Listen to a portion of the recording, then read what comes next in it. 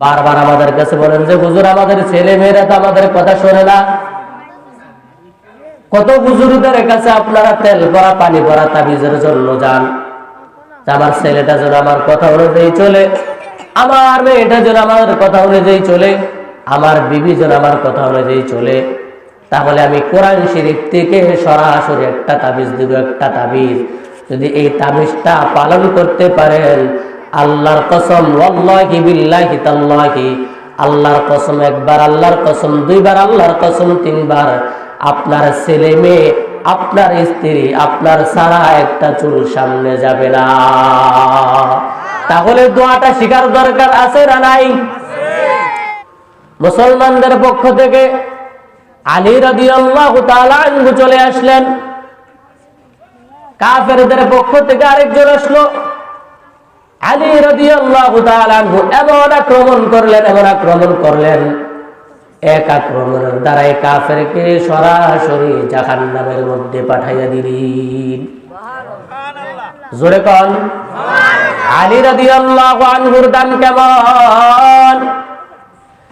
যে আলী রাদিয়াল্লাহু তাআলা আনহুর দুই ছেলে জান্নাতি পুরুষদের সরদার, যে আলী রাদিয়াল্লাহু তাআলা আনহুর স্ত্রীগুলো মহিলাদের জান্নাতি মহিলাদের সরদারনি।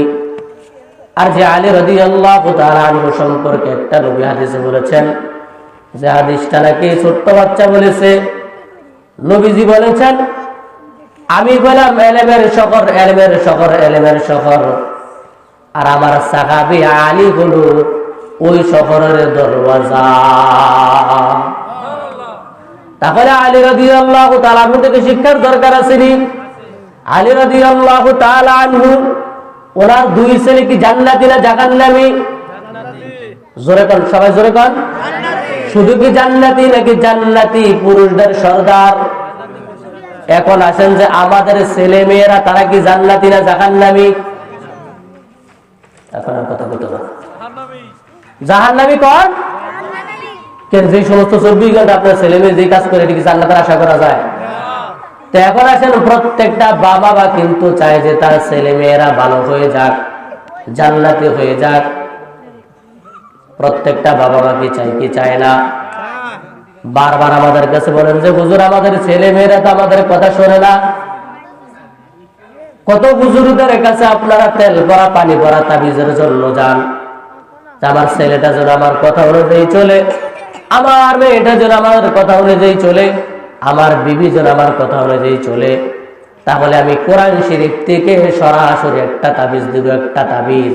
যদি এই তাবিজটা পালন করতে পারেন, আল্লাহর কসম, ওয়াল্লাহি বিল্লাহি তাল্লাহি, আল্লাহর কসম একবার, আল্লাহর কসম দুইবার, আল্লাহর কসম তিনবার, আপনার ছেলে মেয়ে, আপনার স্ত্রী, আপনার সারা একটা চুল সামনে যাবে না। তাহলে দোয়াটা শিখার দরকার আছে না নাই? দোয়াটা হলো 19 নম্বর পারা। কয় নাম্বার পারা? 5 নম্বর পৃষ্ঠা, সূরাতুল আনকাবুতের মধ্যে আল্লাহ পাক বলেন, রব্বানা হাব লানা মিন আজওয়াজিনা ওয়া যুররিয়াতিনা কুররাতা আ'য়ুনিন ওয়াজআলনা লিল মুত্তাকিনা ইমামা। এই দোয়াটা এমন কোনো নামাজ নাই আমি পড়ি না, নামাজের পরে দোয়াটা কে কে পারেন একটু হাত তুলে তো দেখি। তারাই তাকবীর। একজনও পারেন না? মাশাআল্লাহ, আলহামদুলিল্লাহ, আলেমরা তো পারবে। আমরা মাশাআল্লাহ, আকিব ভাই পারে। আল্লাহু আকবার কর। মিয়া এই দোয়া, এটা তো আমরা বারবার বলি, এটা তো সকলেরই পারার কথা। যাই হোক, যদি আপনি চান যে আমার ছেলে, আমার মেয়ে, আমার স্ত্রী আমার কথা শোনে না, যদি চান যে আপনার ছেলে, আপনার মেয়ে, আপনার স্ত্রী আমার কথা মতো চলুক, তাহলে আপনি এই দোয়াটা 5 ওয়াক্ত নামাজের পরে পড়বেন। ইনশাআল্লাহ দেখবেন স্ত্রী, ছেলে মেয়ে তারার মতো সোজা হয়ে যাবে। তাহলে দোয়াটা কয় নাম্বার পারায় আছে? কয় নাম্বার? 19 নাম্বার পারা। কয় নাম্বার পারা? হ্যাঁ, সবাই দিকে। কয় নাম্বার পারা? কয় নাম্বার পৃষ্ঠা? 5 নাম্বার পৃষ্ঠা। কয় নাম্বার পৃষ্ঠা? কোন সূরা? সূরা আনকাবুত। সূরা আনকাবুত। তো দোয়াটা তো অনেকেই পারেন, আমার সাথে আবার পড়েন।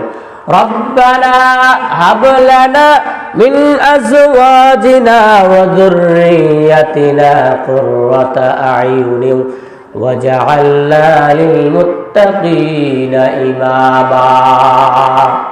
তাহলে দোয়াটা আমরা শিখবো তো ইনশাআল্লাহ। তো কোত্থেকে কথাটা আসলো? আলী রাদিয়াল্লাহু তাআলা আনহু ছেলেও ছেলে, আমাদের ছেলেও আলী রাদিয়াল্লাহু তাআলার স্ত্রীও স্ত্রী, আমাদের স্ত্রীও। যদি মনে করেন যে আমার ছেলে আলী রাদিয়াল্লাহু তাআলার ছেলের মতো হয়ে যাক, আমার স্ত্রী আলী রাদিয়াল্লাহু তাআলার স্ত্রীর মতো হয়ে যাক, তাহলে আমরা এই দোয়াটা করব তো ইনশাআল্লাহ। আল্লাহ পাক কবুল করবেন, বলেন আমিন। এরপর যখন যুদ্ধ শুরু হয়ে গেল, নবীজি সকলকে আবার ডাকলেন। ডাকার পরে অনেক ওয়াজ নসিহত করলেন, তোমরা এইভাবে এইভাবে যুদ্ধ করবা। যুদ্ধের অনেক নীতিমালা আছে না ভাই? বুঝি না, কয়টা 9টা বাজে না, ঘুমিয়ে গেছেন নাকি? এদিকে সবাই উত্তর দেন।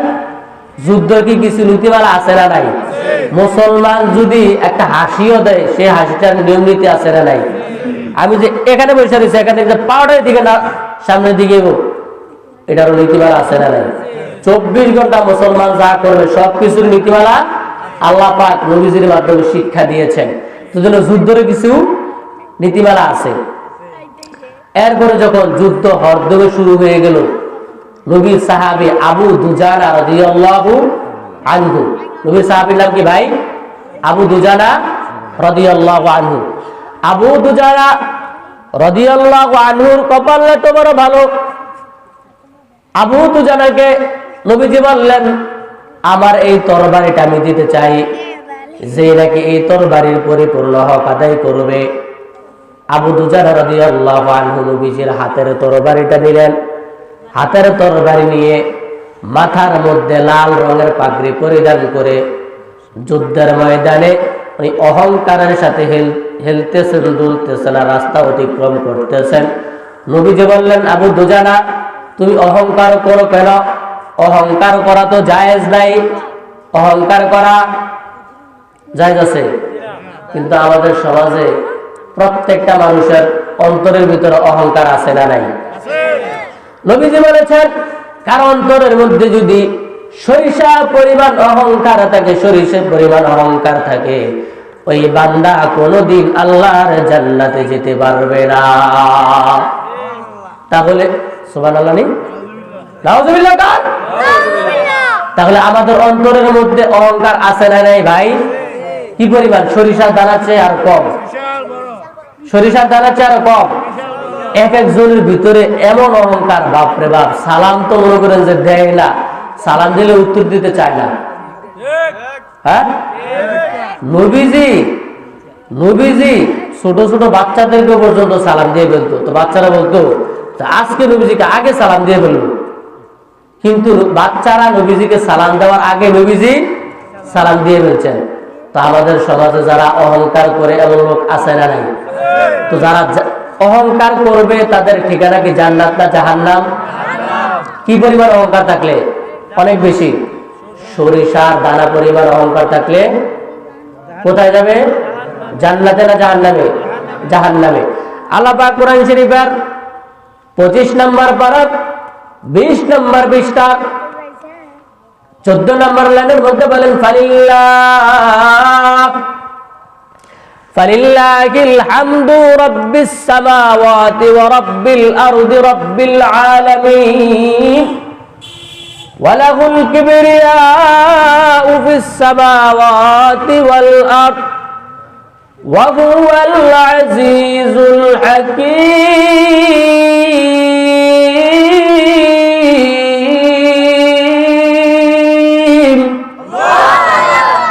ওয়া লাহুল কিবরিয়াউ ফিস সামাওয়াতি ওয়াল আরদ।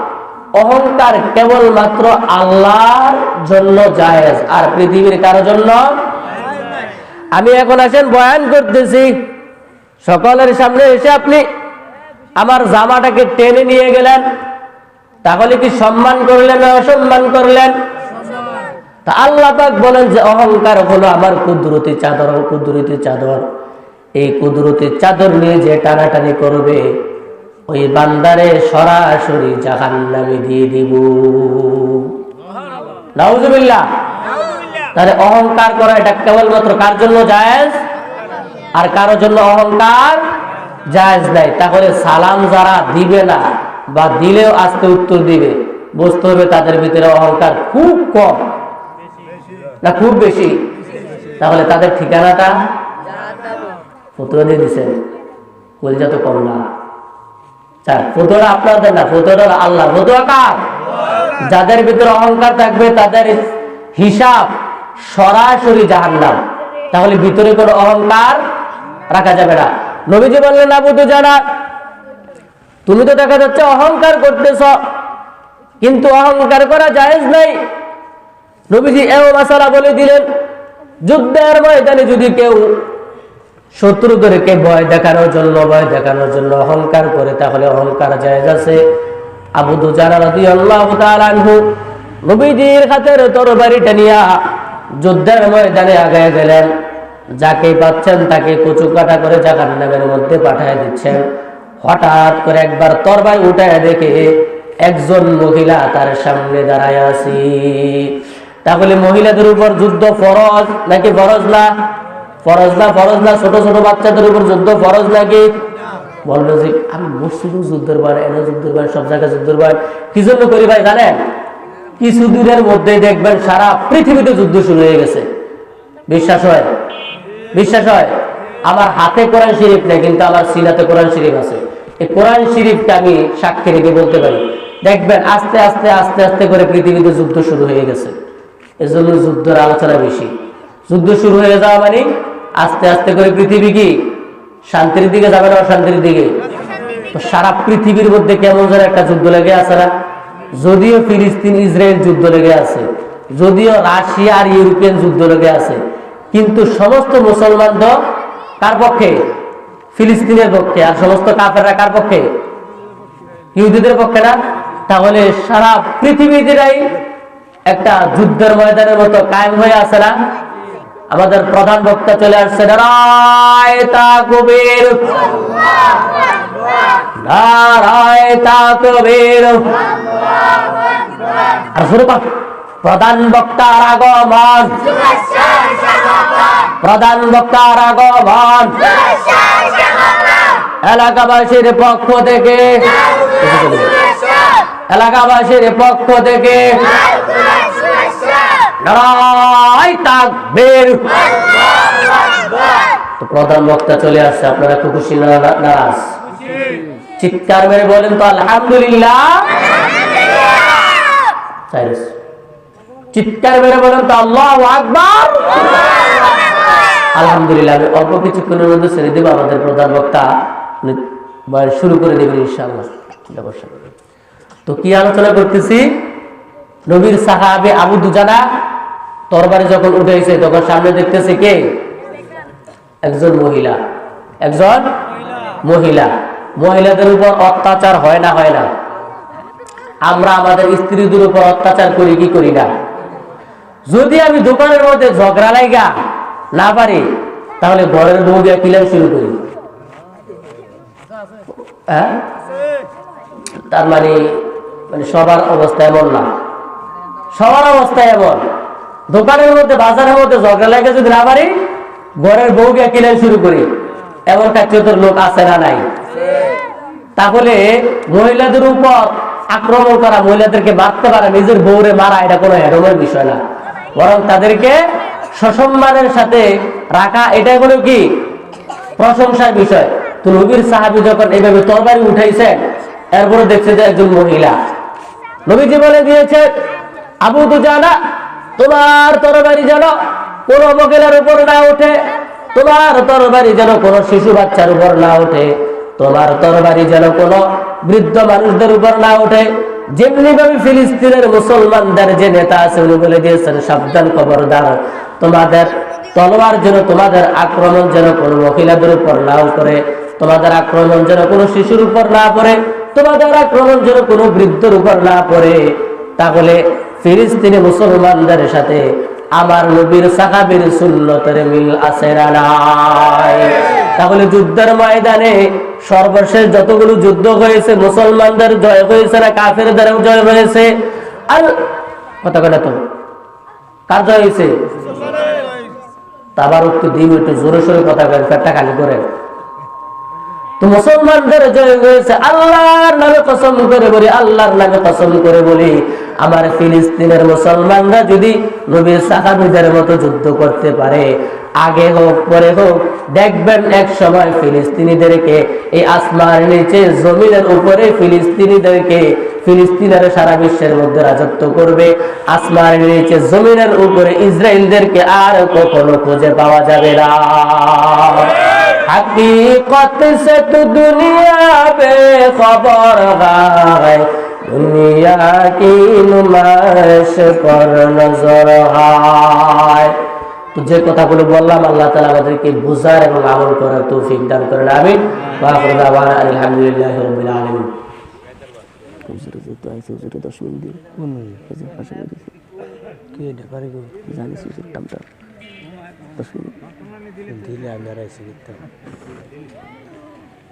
মানুষকে আন্তঃশীতকাল আচ্ছা,